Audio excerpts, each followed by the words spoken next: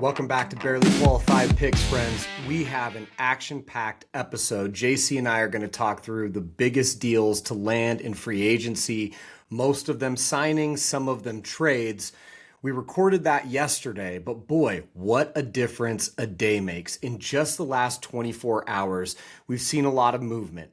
Obviously, we talk about Max Crosby's trade being canceled to the Ravens. What is Las Vegas going to do with Crosby? Well, he's certainly not going to find his way back to the Ravens. The Ravens have signed Trey Hendrickson for 4 years and $112 million. They are going to hang on to that first round pick, it looks like, which means that they're going to pick in the first round for a 14th straight year. And this makes 31 straight years where the Ravens have not traded a first round pick for a veteran player. We also talked about Daniel Jones. Daniel Jones was looking for $50 million a year, and he didn't get that, but he did get $50 million guaranteed on a 2-year, $88 million contract to return to the Colts. It's a big deal for the Colts. Now, can he stay healthy? And then one of the deals that I like the most popped after we finished recording, and that was safety Kevin Byard, the 2025 NFL interceptions leader, to join Mike Vrabel and the Pats for 1 year and $9 million. This seems like a great deal for the Pats. This and so much more coming to you today on Barely Qualified Picks. And with that, let's get to the show. What's up, friends, and welcome back to Barely Qualified Picks. You know what day it is. It is Tuesday, March 10th, and that means the NFL free agency window is officially open. Here to talk through the big signings, the big trades, and more is my brother, JC. JC, how are you doing? I'm a bit of a whirlwind, man. Just got back from a wedding in Arizona, met some really cool people, and man, this free agency has been mind-blowing. The craziest free agency I can remember. Now, I did hear that there was an NFL legend, at least a Buffalo Bills legend, that made his way to the wedding, John Fina. What was that like? It was really cool. The dude is, first off, huge. Like, you forget how big these people are. And from what I learned, because there were a bunch of Wildcats there, I was in Tucson, Arizona. He grew up in Tucson, went to high school there, played for the U of A, and then he played for the Bills for 9 or 10 seasons in the 90s. He brought 2 of his AFC championship rings. How many of his Super Bowl rings? Oh, wait. Sorry, John Fina. The groom is a huge Buffalo. John Fina. So I did think it was a typo when the group chat was blasted with John Fina might show up. And I was like, did you mean John Cena? Because that's really cool. Also, why is he in Arizona? But no, the groom was from Rochester. His family are Buffalo Bills season ticket holders. All of them are rabid. And I felt really bad because that joke you made, I was riffing with one of my best friends on different jokes we could make in front of the best man, who said, I'm a Bills fan and this makes me tremendously sad. We made wide right jokes. We made no Super Bowl jokes. It was great. But the guy gave a speech. He was very down to earth, very kind, and he made a lot of Bills fans' nights that night. Now, I've got to ask, because if this is a true Bills wedding, at least one table had to be broken. How many tables were broken in the course of this wedding? Unfortunately, none. Actually, the groom was on his best behavior. That was our job, was to get him down the aisle in a state of relative sobriety. And even though he played 18 that morning, we got him through it. Excellent. Good work to you and the other groomsmen. John, we're going to talk about all the NFL stuff. But something happened tonight in the NBA, and we've got to talk about it first. The Miami Heat at home were taking on the lowly Washington Wizards. And if you wondered how low the lowly Washington Wizards were, we saw it tonight because Bam Adebayo, of all people, Bam Adebayo, went for 83 points, supplanting Kobe as the second highest single game scorer in NBA history. I only caught the last couple minutes of the game. Thank you to the NBA app for sending me a notification. I wish you would have sent it to me at halftime when he had 40-something. But man, Bam Adebayo for 83 points. And, let's face it, he didn't do it with the sexiest line. Bam did it 20 for 43 from the field. He was 7 for 22 from 3, but he made 36 free throws. I'm still trying to wrap my mind around this. It is kind of insane. Bam is not on the bingo card for me for guys who could have potentially done this. I would not have thought this would have come from a center. We've seen Devin Booker put up 70 in recent memory, although even that was before the Suns kind of got good. That was before COVID, if I remember. I would have expected this to come from somebody like Steph, but to come from a center and to come with the line that he had, impressive. He didn't even have a double-double. That's the crazy part. And I that know. being said, Washington still put up 129 points. It's not like this wasn't a game. Well, it wasn't a game. They put up some points late. I mean, it was the margin was pretty significant throughout. I went and looked at the kind of game flow on the ESPN box score, and it wasn't close. And credit to Bam. But to your point, if it was Devin Booker, I would have been surprised, not shocked. If it was Steph, even in his later stage of his career, I would have been surprised, not shocked. But if you had to name the player that was going to score 83 points in the NBA this season, how many names would you have had to go through before you landed on Bam Adebayo? 50, 60, 75? I mean, geez Louise, talk about being on the fringe of a conversation like that or on the outside. And yet he did it. Huge congrats to Bam Adebayo. He obviously, I think like most NBA players today, was a huge Kobe fan. This obviously meant a lot to him if you watch the post-game interviews. And it's always fun when we get to see history made. He played 42 minutes. My guess is of those 6 minutes that he took a rest, 2 or 3 of them were in the first quarter. And then he said, nah, coach, I ain't leaving. Yeah, and they needed him to not leave because he was the engine that made it all go today. They scored 150 points, and he scored more than half of them. So, again, a remarkable performance from Bam Adebayo. If you're a Heat fan tonight, you have to be over the moon. I can't even imagine how I would be feeling if it was a Blazer who accomplished such an incredible feat. All right, John, now let's talk NFL. We have seen dozens of deals go down since the free agency window opened literally hours ago. Some of them better than others, and we're going to talk through each of our top deals and the top signings that we've seen happen.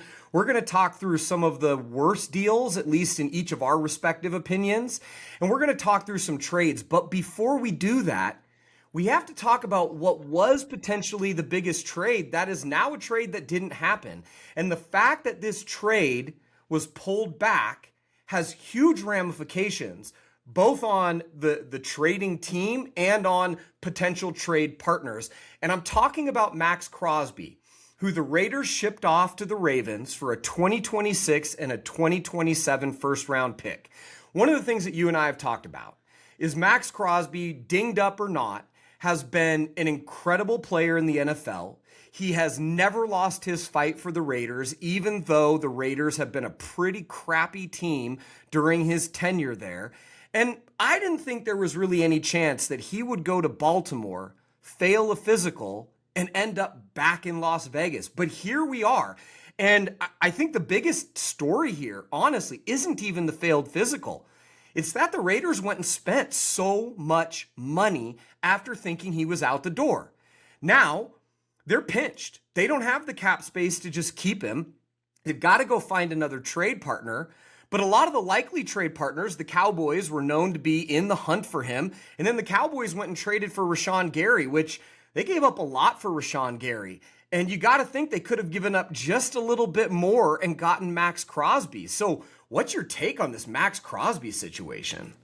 It's fascinating because we saw Max Crosby huff and stomp his way out the door at the end of the season when a lot of people said, oh, they're just shutting him down so they can tank. But allegedly Pete Carroll told him, I know you want to be out there, so get on out of here.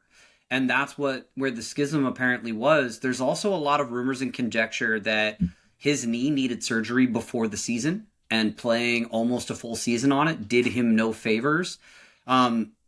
It feels to me like the Ravens had to know something like this could get in, and makes you wonder if they are getting a little bit of cold feet. But at the same time, how many of their unrestricted free agents did they let walk out the door because they thought they were going to have to pay the guy, and they thought they were going to need to free up that cap space so that they could have him? You already addressed that a lot of the trade partners that were also in the hunt are gone, but Do the Ravens now look at Trey Hendrickson and try and fill that gap with him, knowing that that's an interesting story where a deal hasn't materialized because what Trey's camp thinks they're worth is different than what other teams think they're worth, which I'm sure we'll get to that in a moment. But it is really fascinating looking at the Raiders and kind of they have to move him. And now it's going to be on other teams to come and kind of come with the deal that they want. I think somebody's going to get a good deal. And I think for the Ravens, to your point, they gave up a 2026 first rounder, a 2027 first rounder. They got absolutely crucified for the value that they gave up. Nobody was questioning that Max Crosby is an elite player when healthy, but you've got to imagine they saw all of that analyst feedback and maybe thought in this is what's one of the best drafts in recent memory for edge rush talent, that they could potentially move up and get somebody towards the top of the draft, whether that's a David Bailey, whether that's a Reuben Bain, somebody else. You got to think that they're still going to fill that need because it is a need, and the Ravens are built on defense. And they hired Jesse Minter away from the Chargers. He's a defensive coach. Boy, this is going to be interesting to see how it plays out over the next few days. If you are an NFL franchise and you're a GM of one of those other 31 teams, does this make you pause whenever you pick up the phone when the Ravens call? It has to. It absolutely has to. Now, on two fronts. One, this seemed like a deal that was too good to be true for the Raiders, and it turned out to be. And so, are the Ravens going to be a more difficult trade partner going forward? And then, of course, what you're alluding to, which is, are the Ravens actually going to hold to the trades that they make? And I think you're right.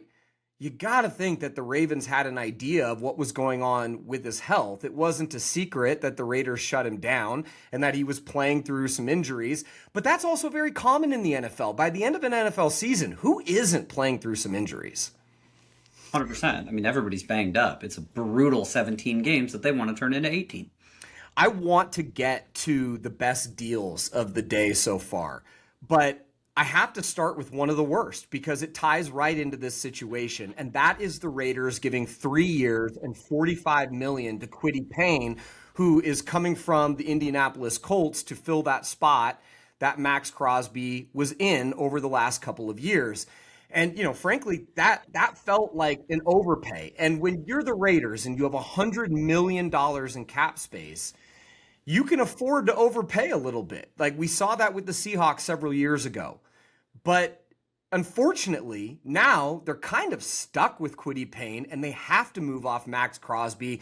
And as excited as the Raiders have to be at the top of the first round, getting their franchise quarterback and Fernando Mendoza, having a ton of picks throughout the rest of the draft, all of a sudden you got to have a sour taste in your mouth when otherwise they had to be feeling pretty darn good. 100%. It's that moment of, we thought we had 127 million in cap space to spend because we moved this player. And, we talk about in the NFL 14-point swings all the time when a pick six in the red zone can just flip the momentum of a game. And of course, this would happen to the Raiders. This feels like on the field turning into off the field off-season moments.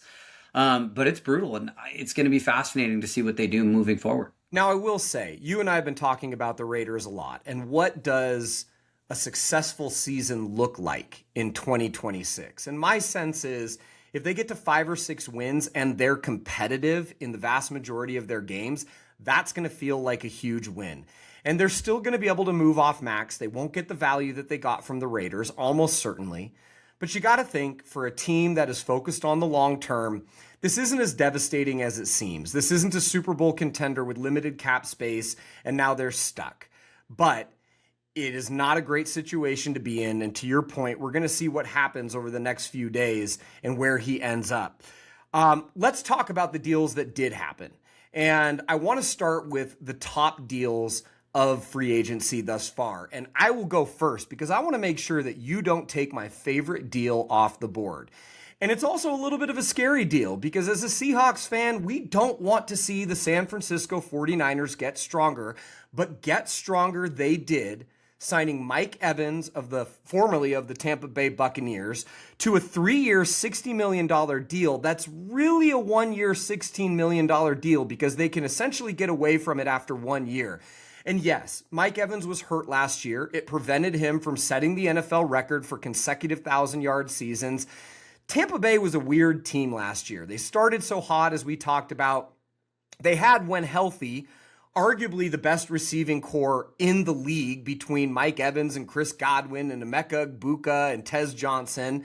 So it makes sense that they were willing to let him walk. Now, I also think that they probably were willing to pay him, but if you're Mike Evans and you're going from a Todd Bowles team to a Kyle Shanahan team, I almost called him Mike Shanahan, but that ain't right. It's Kyle. Mike's been gone for a while. But I've got to think that Mike Evans looked at that opportunity to go join Ricky Pearsall and George Kittle and Brock Purdy and Christian McCaffrey, and he thought, why would I go anywhere else? The San Francisco 49ers got a lot stronger in this deal, and Mike Evans is not a player that has an injury-riddled history. He had a tough season last season. I suspect he's going to bounce back, and the 49ers are again going to be a massive threat to win the NFC West. And kudos to them for making a deal like this. Frankly, it's not one of my best deals or one of my worst deals, but the Seahawks re-signing Rashawn Shaheed for, let's see, I've got him right here, 3 years, $51 million. I would rather have Mike Evans at 3 years, $60 million to go with Jackson Smith and Jigba and Torrey Horton than I would Rashid Shaheed. How do you feel about that? I like Mike Evans a lot. I think his game is going to age very well. It's the veteran presence as well that I'm thinking of. Obviously, the elephant in the room, Brandon Ayuk, is going to be cut as soon as I believe we get to. I think he's going to be a June 1st cut based on how the cap's going to land, if I recall correctly. And Mike Evans is not a one-to-one replacement. Brandon Ayuk was a different type of receiver, but knowing Kyle Shanahan and his ability to put somebody with that veteran presence in the locker room and on the field, it's going to pay dividends. I love what we did with Cooper Kupp last year in Seattle, but Mike Evans is a better player at this stage of his career than Cooper Kupp was this last year. But I think from a locker room presence, it's going to have a lot of similar vibes. I'm very envious of this. I've admired Mike Evans for a long time, his ability to just do it every single time he gets on the field. And even when he came back from a broken collarbone, he looked fantastic. I love that we have Shaheed back. We saw what he had, without an offseason coming in mid-season. We don't have Clint Kubiak, so it's going to be a new offensive coordinator, but it's coming from inside the system, so hopefully we'll retain a lot of that. But I think Mike Evans gives you a lot more on a down-to-down basis and a higher floor than Rashid Shaheed gives you in terms of, what he can bring. Although Shaheed obviously has the edge in any given play when he touches the ball, it could be an explosive play. And hey, those were what ended up winning us, very pivotal tilts against the Rams. So yeah. Well, and that's a big thing, right? If you look at the numbers just on paper and you weren't watching Seahawks games, I think he had 19 receptions in the 12 games that he played for the Seahawks. That's not exactly thrilling. We need to see more. But the plays that he did make changed games. And he is a threat in the running game in a way that Mike Evans isn't, in the way that you're not going to use Jackson Smith and Jigba.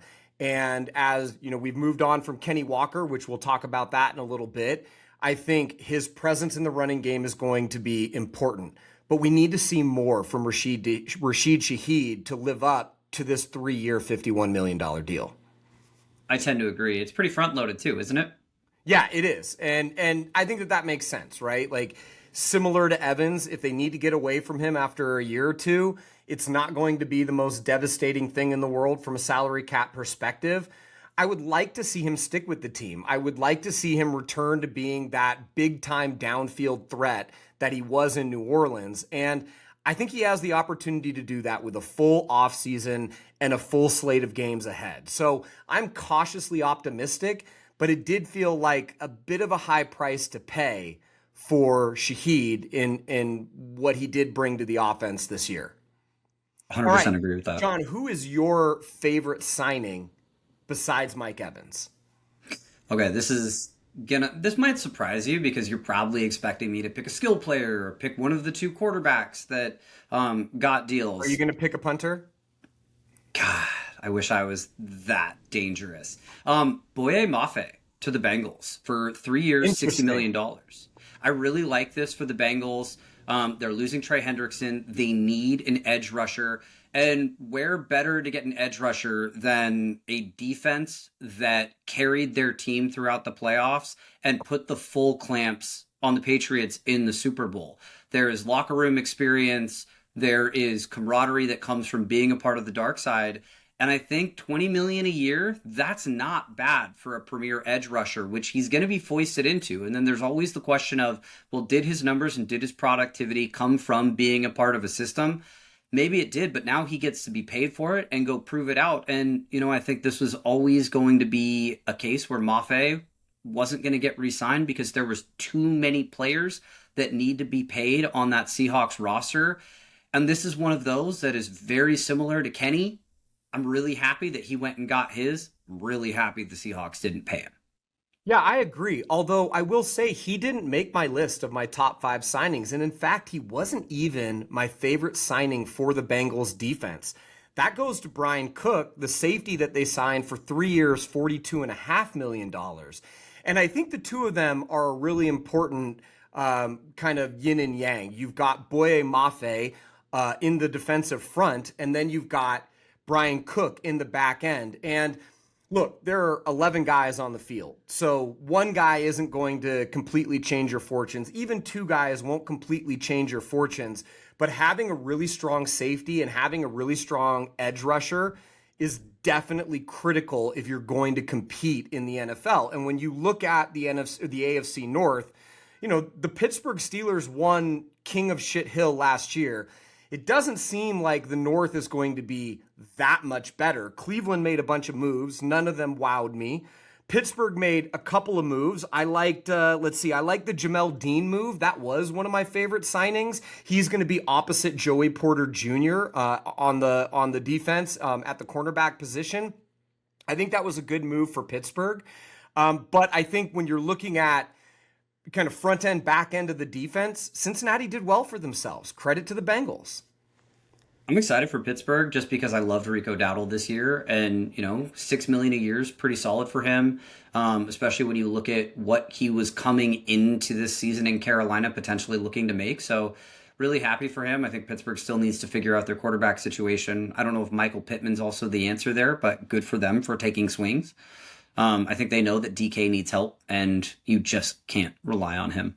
I was surprised at the length of the Rico Dowdle deal. I mean, he played really well in Dallas, and then he really showed out in Carolina. He was definitely one of my 5 or 6 top signings, and I couldn't agree with you more. When you look at that Pittsburgh running game, we went through a number of years where Najee Harris was the lead back, and he wasn't impressing anybody, and the calls for Jaylen Warren got stronger and stronger. And then, of course, this year, Jaylen Warren is the lead back, and Kenneth Gainwell outperformed him pretty much every time he touched the field. So, the Pittsburgh Steelers running game takes a big step forward in getting Rico Dowdle. I really like that for them. Yeah, I agree. What was your second favorite signing? All right, so my second favorite signing was David Edwards from the Buffalo Bills, guard, one of Josh Allen's most important protectors, and he is also one of the most effective run blockers in the league. He's going to New Orleans, where he's going to be one of the most important pieces on that offensive line, protecting Tyler Shuck and opening up holes for Travis Etienne. It's interesting to me. Travis Etienne wasn't one of my favorite or one of my least favorite signings, but I was a little bit surprised at how down the analysts were across the league on the Travis Etienne signing. I understand that he didn't play a lot on 3rd and 4th down, and when you're giving a guy lead back money, you want to see that, but we know that he can catch the ball out of the backfield. He ran the ball really well this year. Jacksonville's been dysfunctional for several years before having the year that they had this year. So I like that signing. I will like it more if they re-sign Alvin Kamara and bring him back, and that backfield is Etienne and Kamara. But no matter what happens with Kamara, the signing of David Edwards makes New Orleans a much more potent offense. Yeah, And I think. and can Sorry, I go say for it. one more thing? David Edwards didn't go to Stanford, so he's probably not going to up and retire like a lot of those other Stanford guys seem to. Yeah, I mean, Drew Dahlman does not want to play half his games in Indiana, and can you fault him? Hey, the Gary Bears, it's a thing. I have a Chicago Bears fan in my life, one of my good friends, and we were together on a trip when that news came down, and that was pretty devastating. Bears fans, I think, have a lot of reasons to be excited. They should be excited about the Bears moving off of DJ Moore. That was a A lot of lot of faith in their money. young receiving core too. Yeah. Absolutely. And faith in Caleb Williams and faith in Ben Johnson. And so they were having a lot of momentum. But man, that Dahlman retirement was shocking, and that's going to hurt. After 1 year of his pretty massive extension too, that really comes out of nowhere, and it left them scrambling. They had to go trade for Garrett Bradbury from the Patriots, and I don't know if you've talked to your Bears friends, but they don't feel great about this. It feels like a shit. We need somebody for this year because we don't want to throw away a year when you just never know how far you can go in the playoffs, and they don't want to be left where the Lions were last year, and this being as far as Caleb Williams will ever go in year two. Different situation, but it kind of feels like the Raiders signing Kwity Paye, where they knew they needed an edge rusher. They felt like they had the extra cap space to overpay a little bit, and now they've got to feel less than great. So I agree with you. What is your next favorite signing on the list? My next favorite signing, God, I don't have the numbers on me, but I really like Isaiah Likely to the Giants. I've got the With numbers. He got 3 years and $40 million. He better be a breakout tight end then. He had flashes with the Yeah. Ravens where he looked really good and looked like he was going to take over Mark Andrews' spot. And then they extended Mark Andrews. I mean, kind of surprisingly to me because I have Mark Andrews and Travis Kelce in roughly the same trajectory. And we really saw Andrews' consistency start to diminish a little bit. But then when you look at what the Ravens passing attack has been, it's a lot of distribution, and one player can pop in any given week, but it's really hard to find the wide receiver or the tight end that's going to have that consistent production. I think putting Isaiah Likely in the mix with that Giants offense, especially with obviously John Harbaugh, who there's a lot of chemistry there and camaraderie, could be really good, especially as they lose Wendell Robinson and hopefully get Malik Neighbors back. It could make that a more potent passing attack. Yeah, I mean, Cam Scatabo, Malik Neighbors, Isaiah Likely, those are pretty good weapons for Jackson Dart. I think Giants fans have to feel good about that. And I agree with you. At 3 years and $40 million, he does need to show up as a frontline tight end. That said, that's not a cap-busting deal. If it doesn't work out, they're not going to look back at that and say, we bet too much on Isaiah Likely and it hurt us from a cap perspective. So I agree with you. I really like that deal. Okay, next on my, and I will say, I also really like the Wan'Dale Robinson signing for the Tennessee Titans. Wan'Dale Robinson kept that offense together after injury, after injury, after injury. And I think both the fact that he's bringing that experience, he's been an Iron Man for the Giants, and he's teaming back up with Brian Daboll, so he's going to know the offense. And Tennessee has spent money in a lot of different places this year. They gave him a pretty healthy contract. He got 4 years, $78 million. It's not wide receiver one money, but when he had to fill in as a wide receiver one, and defenses knew that he was the only threat in the Giants wide receiving room, he performed pretty well. So I think that is also a pretty good signing for the Titans. I'm impressed.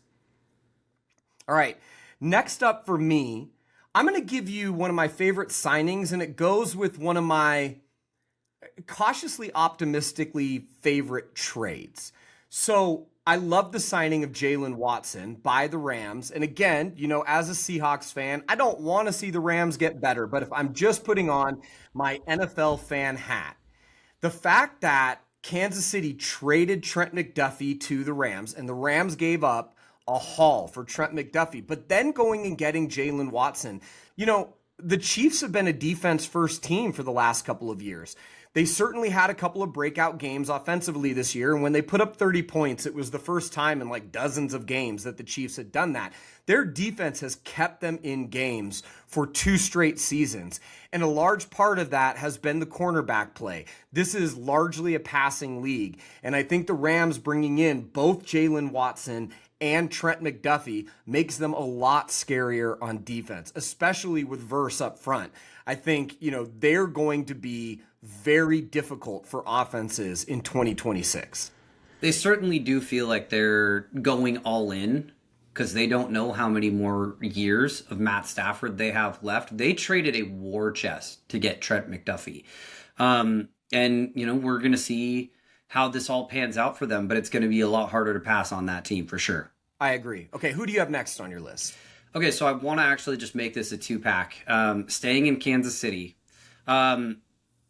we have Isaiah Pacheco for 1 year go to Detroit to be the replacement for David Montgomery, $1.81 million, which I think that's a really cheap, really reliable back to sit next to, who's their Gibbs? Yes, thank you. Their explosive speed back and give him that change of pace back and be kind of the angry, tough runner.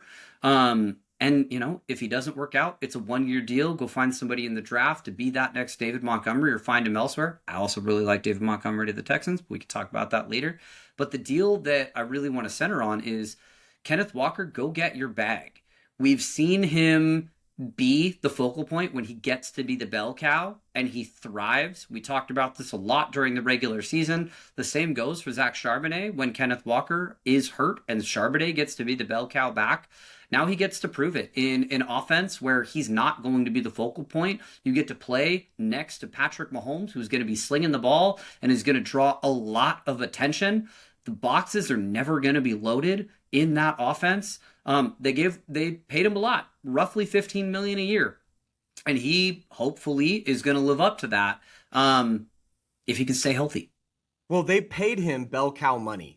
And I think the thing that concerns me for Kenneth Walker getting that big of a deal is, outside of the Super Bowl, he's just not a guy that touches the ball 20 plus times. So my big question is, with Isaiah Pacheco going to the Lions, who is going to back up Kenny Walker? Because you're not going to look for somebody that's barely going to touch the ball. You need somebody that's going to be able to take on meaningful carries.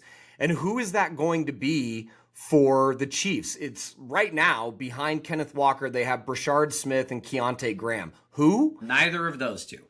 Well, free agency is moving fast. So who is it going to be? Now, I agree with you. I like, but I don't love the Pacheco move to Detroit because I do think Pacheco is a step down from David Montgomery, even as David Montgomery gets a little bit later in his career. That said, I love what Detroit got for David Montgomery. They got a great package from the Houston Texans. And if you're the Texans, I do like the pairing of Woody Marks and David Montgomery. I think David Montgomery is going to spell Woody Marks. Certainly Woody Marks is going to be the lead back there. And if David Montgomery stays healthy, that's going to be a huge upgrade for CJ Stroud and that receiving corps. So I'm with you there. But coming back to Kansas City, Kenny really benefited from having Zach Charbonnet as another talented runner in the backfield. And I do wonder, who is that backup going to be? It better be somebody that can carry the ball 8 to 10 times a game because Kansas City is going to want to run the ball a lot. They run to set up the play action. They need to take the pressure off of Patrick Mahomes. He is not going to be able to do it all himself. And it's going to be very interesting to see who they pick to fill out their running back room. Speaking of picks, this is going to be a fascinating draft because there's 7 solid running backs. Obviously, you have S tier at the very top, but then there's a handful of guys that could go in those later rounds that could serve that, spell out role. And then once Kenny's deal expires, move into that bell cow space. Yeah, so look, staying with the Chiefs, the other deal that I really like is Travis Kelce coming back on a 1-year, essentially a $15 million deal, $12 million guaranteed, incentives up to 15. We'll call it a $15 million deal. You and I have talked about this is not the end of the Chiefs dynasty, or at least their ability to compete and challenge for an AFC crown, potentially win another Super Bowl. And I love the veteran leadership that he brings to the table. I think he can have a bounce back year, even though I don't expect him to be the Travis Kelce of old. I will say I did find it funny that all of the articles that were written was, hey, Travis Kelce's coming back, and he was influenced by Taylor Swift. I'm sure after a couple of months of the offseason, especially with him not playing in the playoffs this year, she was like, hey, buddy, you're not a house husband. You need to get back to work. This reminds me a lot of Sergio Perez staying on a year too long at Red Bull. And the reason they did is he was such a big merch mover that whatever they missed out in prize money, they made up in merch. Part of me is like, did the Chiefs bring back Travis Kelce to keep the Swifties buying jerseys and buying tickets and paying attention because they make more money that way? Conspiracy theory, maybe? Is there a little Steve Ballmer going on here? And the NFL was like, hey, can we circumvent the cap a little bit so that you can bring back Travis Kelce and sell some merch? Can we get Taylor Swift on a few of these broadcasts? I thought that was interesting. But I do think just from a pure football perspective, he's a good player to have back on this team. He's a safety blanket for Patrick Mahomes. And if Patrick Mahomes is going to bounce back and the Chiefs are going to bounce back, I think having Travis Kelce is going to be an important part of that.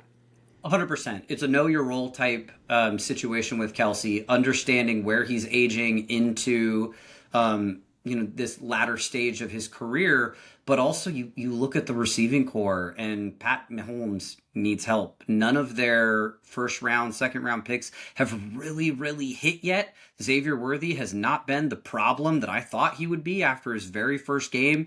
Rashee Rice, we'll see if he can, stay on the field for 17 games, and he's shown flashes but hasn't been consistent. Not really. So it's going to be really intriguing to see how this year pans out for them. Yeah.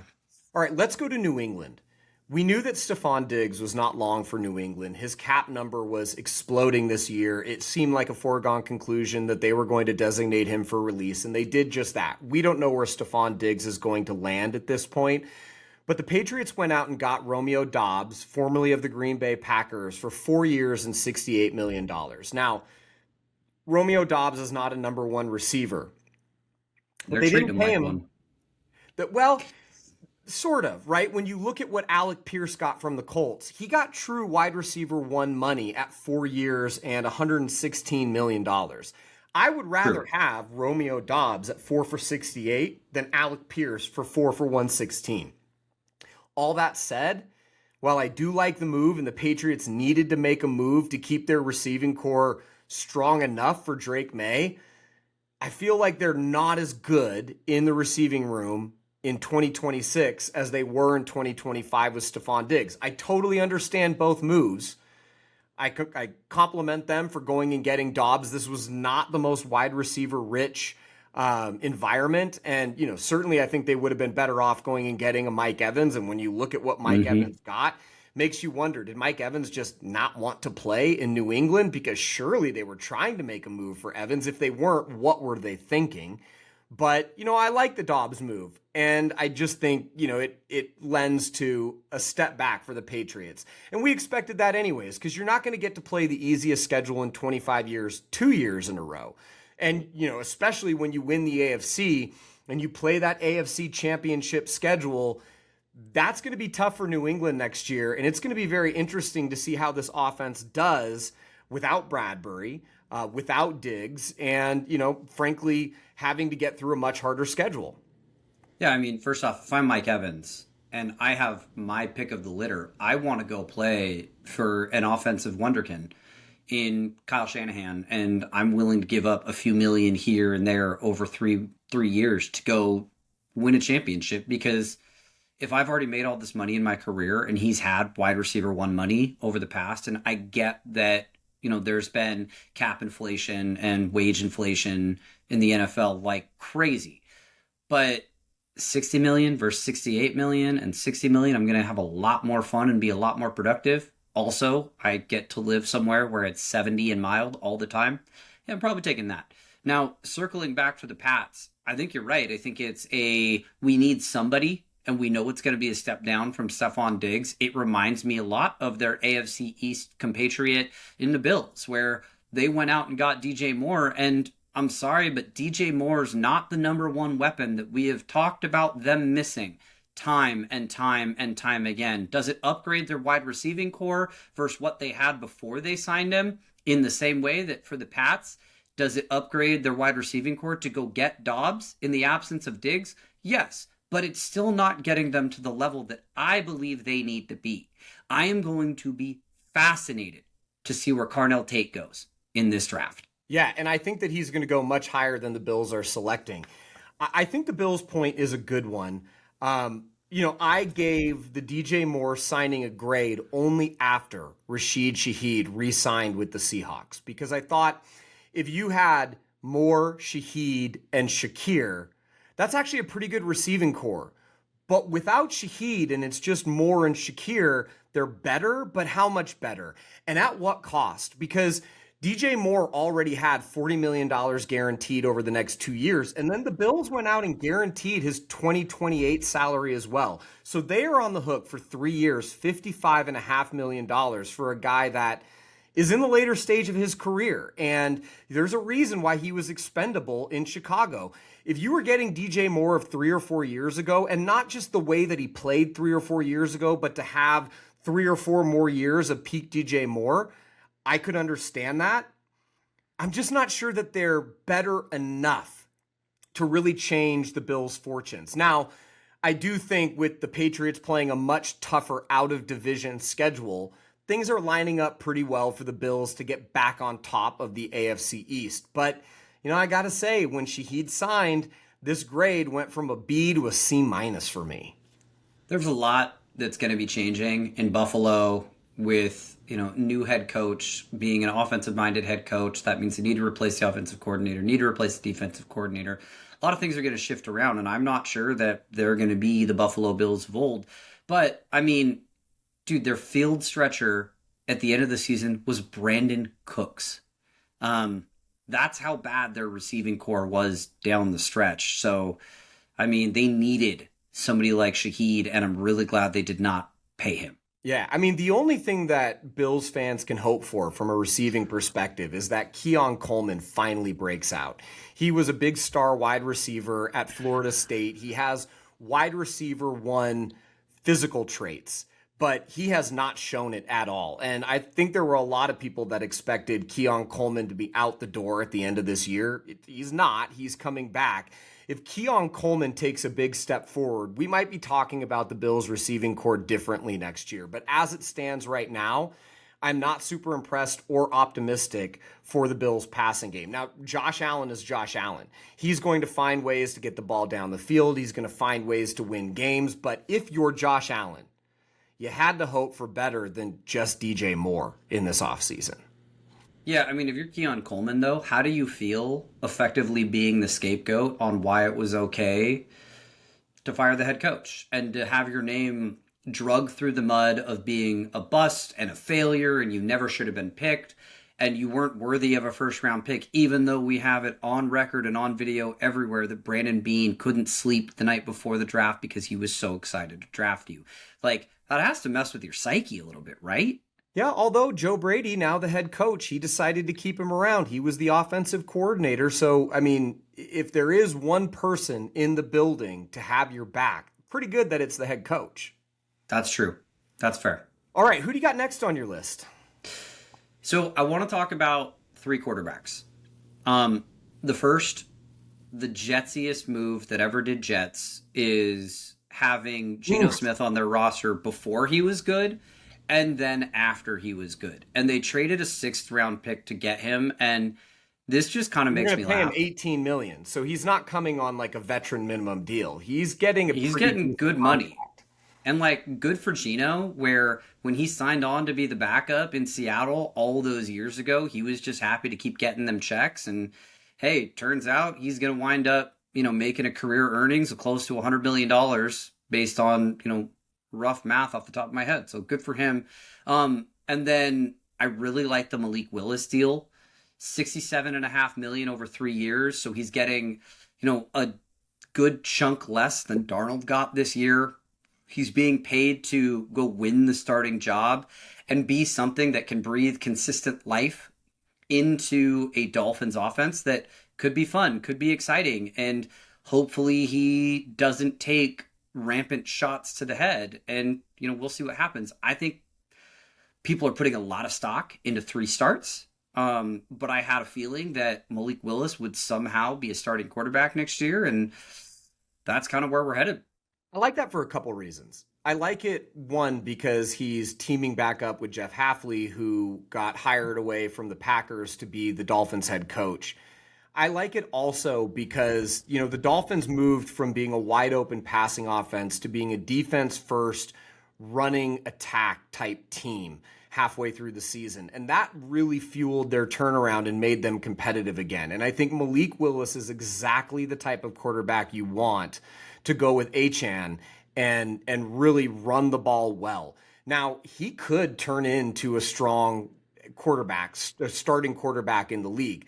He might not, but I think this was a good bet for them at 3 years and $67.5 million, especially given they did let Tua go, and that created the largest dead cap hit in the history of the NFL at $99 million.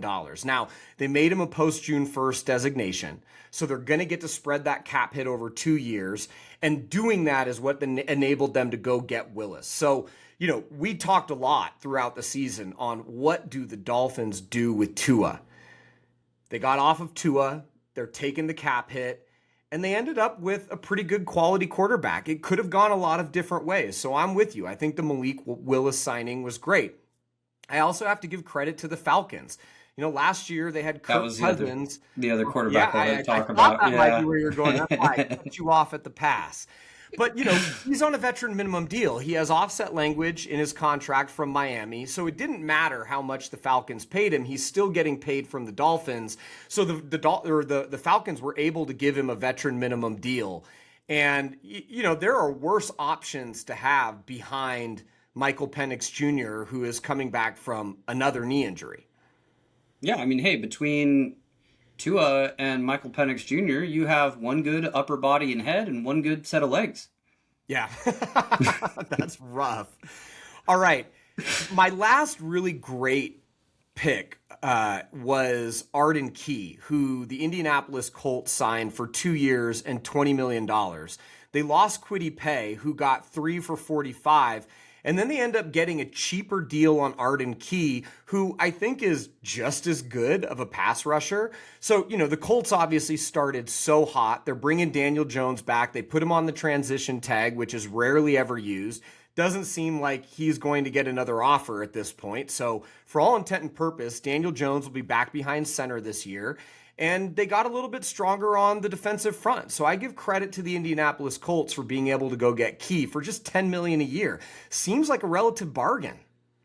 Yeah, I tend to agree. They should get Sauce Gardner back. If not at the beginning of the year, relatively soon after. Rumors that I had seen is Daniel Jones was hoping for $50 million a year, which I'm sorry, that just wasn't going to happen after one strong year. It's going to be interesting after they trade away Pittman and seeing if they can get another stellar year out of Jonathan Taylor with running backs. You just never know. But there is cause for optimism in Indianapolis. All right, I've got one honorable mention, and that's Devin Lloyd. I like this trade a lot more than the analysts. I know that Devin Lloyd, he didn't have the most impressive first few years in the league, to the point that Jacksonville didn't even pick up his 5th-year option. But when you look at the Jacksonville Jaguars in 2025, Devin Lloyd, in the middle of that defense, was critical to their success. And now Devin Lloyd goes to Carolina on a 3-year, $45 million deal. I'm sure Devin Lloyd was hoping for a richer contract than that. I am sure that the Carolina Panthers, who really haven't had a stellar middle linebacker since Luke Kuechly, are thrilled to have Devin Lloyd for $15 million a year. I think this makes Carolina significantly better on the defensive front, especially when you consider they also signed Jalen Phillips, where they underpaid for Devin Lloyd. Maybe they overpaid a bit for Jalen Phillips. They gave him 4 years for $120 million to get him away from Philadelphia. But Jalen Phillips is a heck of an edge rusher. And I think this Carolina defense, in what is not the strongest NFC South division, especially losing Mike Evans, yeah. Especially losing Mike Evans. I think he makes Carolina a stronger team. Now, I worry about Carolina losing Rico Dowdle, but we also know if there's one position on the field where you can find guys in the draft, especially lower in the draft, it's running back. So this feels like a really good start to the free agency period for the Carolina Panthers. Yeah, I'm going to be really eager to see how that team shapes up and how their defense keeps coming along. I weirdly think the Saints are potentially going to be the team to beat next year. I think the Bucks are going to take a step back, especially with how Todd Bowles kind of lost the locker room down the stretch and hung his guys out to dry. And the NFC South is going to be a chippy one. Yeah, it really is. So, hey, I actually wanted to ask you a question on the quarterback side. We got to Geno a little bit faster than I thought we would. The Jets pick up Geno. They're paying him $18 million. If you're a Jets fan, would you rather have Geno, Kyler, or Mac Jones? Because all of those were options out on the market. And Well, Mac I Jones know has where another I year would. left on his deal, so they would have had to trade for him if the Niners were willing to deal him, right? Yeah, but I mean, there was a lot of talk that the Niners were willing to make a trade, and they made a trade to get Geno. I've got to think that with the right package, they could have made a trade to get Mac Jones. How would you feel if you're a Jets fan? I mean, besides being depressed all the What's time. what's the goal, right? Like Geno's not going to make you competitive next year. Is he going to establish some sense of consistency? And with that thought, are you putting Geno's lack of performance on Chip Kelly and Pete Carroll? Maybe. Kyler Murray's exciting, but you know he's just going to not show up to 6 games. And once Call of Duty comes out, he's not going to watch tape anymore. And you know that's in early November, so half the season's shot. I think Mac Jones is the most exciting, but Geno has actually shown success on a consistent basis if you can get a good coach. But is Aaron Glenn really the right guy, defensive minded? They have Brees Hall. They have some fun wide receivers, but If Garrett I don't Wilson know. comes back healthy, Geno Smith has to be excited to have Garrett Wilson to throw to. True. And Now, Mason Taylor at tight end. He actually, for all the challenges the Jets faced last year, Mason Taylor was a pretty good rookie tight end. what's going to be really interesting is if the Raiders double their win count like we think they might be able to. That'll be back-to-back years that the team that Geno left doubled their win count. And could that potentially happen again when we're in this position next year with the Jets? So if I hear you right, what you're saying is the goal might have been long term and it might have been life after Geno. So the Seahawks let Geno go and they got significantly better. The Raiders let Geno go. They could get significantly better. Are the Jets thinking the same thing? The Jets are like, shit, if we get 5 wins from Geno, the next year we'll get 10. That could get us into the playoffs. I'm not great at math, but that's pretty good math. That checks All right. out. Who do you have as worst deal on the board? Man, I haven't really thought about it from the worst deal perspective. I think the one that's most fascinating to me that didn't go the way that camp thought it would, Reek Woolen to the Eagles for 15 million on a 1-year prove it deal. He thought he was going to get paid. And my question is, did his performance in the NFC Championship game with the taunting call, giving up that dagger over the top of him on the next play, and then giving up the shutout in the Super Bowl, did that hurt him? Or is this a case of this is always how it was going to be? He thought he was worth way more than he was. And again, 15 million for 1 year to go to the Eagles. That's surprising to me. I mean, you have to imagine that camp was shocked when the deal offers were not rolling in at all. To sign a 1-year deal for 15 million, to your point, that means it was crickets across the league for Reek Woolen. I've got to think that one dumb play in the NFC Championship game didn't cost him years. I've got to imagine that it was the aggregate. I mean, you look at that defense, the Seahawks defense was very, very good this year. But he projected as a starter at the beginning of the year, and he got pushed out of the starting offense. And it wasn't just by Josh Jones.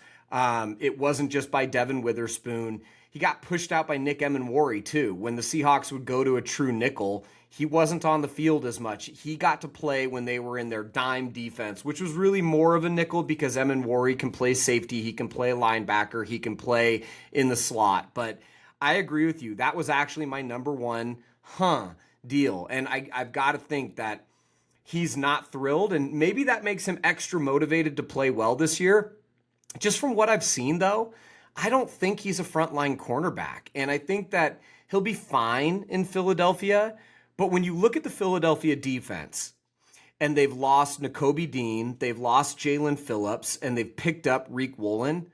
They lost Blankenship too. And they lost Blankenship. That defense is not as good as it was a year ago. There's just no way around it.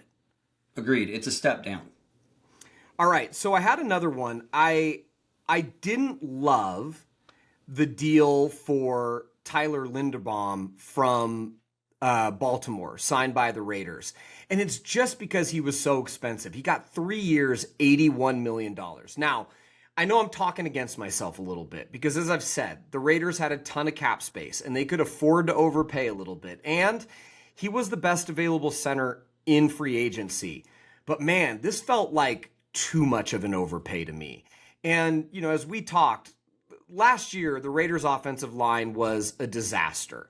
The coaching was a disaster. The play was a disaster. There were reports that came out after Pete Carroll was fired that, you know, Chip Kelly was kind of off his rocker, that, you know, Pete Carroll's son, who was the offensive line coach, didn't know what he was doing, that Geno Smith and the running backs had to sit down with the offensive line one-to-one to try and figure out how they make things better. That's not what you want to see. If Tyler Linderbaum doesn't stay healthy, all of a sudden the Raiders' offensive line could be a disaster again. You got to assume they're going to have better coaching. And I get why they went and did the deal, but did they have to overpay this much? Like, who was bidding at that level for Tyler Linderbaum? Really good question. But the flip side of it is when you've got what you think could be a franchise quarterback that you know you're going to take at number 1 overall, you've seen his penchant for winning, you know he's dedicated to the game, and you have Ashton Gianti sitting right next to him, you are going to do your damnedest to protect them. You know that your running back and your star tight end and your quarterback are going to be on rookie deals for, you know, for Bowers, a couple more years, for GNT, 3 to 4 more years, but a running back's not going to be that expensive. You need to maximize this window. And in my opinion, 5 wins next year is successful. Being in the playoff hunt in week 17, week 16 is successful the following year with hopefully a 500 record at the end. And then in year 3 of Fernando, you're hoping to contend for the AFC West. To do that, you need to not have him have the crap kicked out of him on a play-to-play basis, and he'll actually have a time to read and develop a passing rhythm and build chemistry with those weapons. And are you willing to overpay when, again, you think you're moving Max Crosby, you think you have $120 million in cap space to work with, you want the best available, and you don't want to dick around, you just want to get the deal done. Yeah, I agree. That takes me through most of the deals I wanted to talk about. There's one deal that has been rumored but hasn't gone down, and that's the potential trade of Brian Thomas Jr. out of Jacksonville. Now, Jacksonville had a great offensive year, and BTJ didn't. He was injured for part of it. He did not have the same performance when he was on the field as he did in 2024. The Jags say that they're not interested in trading him, but where there's smoke, there's usually fire. Do you think BTJ gets moved this offseason? If I'm the Bills, I'm asking what it'll take to trade for him and see if I have the assets. You just got DJ Moore, who can be your across-the-middle type guy and your sure-handed receiver. BTJ could be the field stretcher you really, really need. Now, if you're Jacksonville, are you like, you guys beat us in the playoffs, we're not fucking doing business with you, sorry for the language.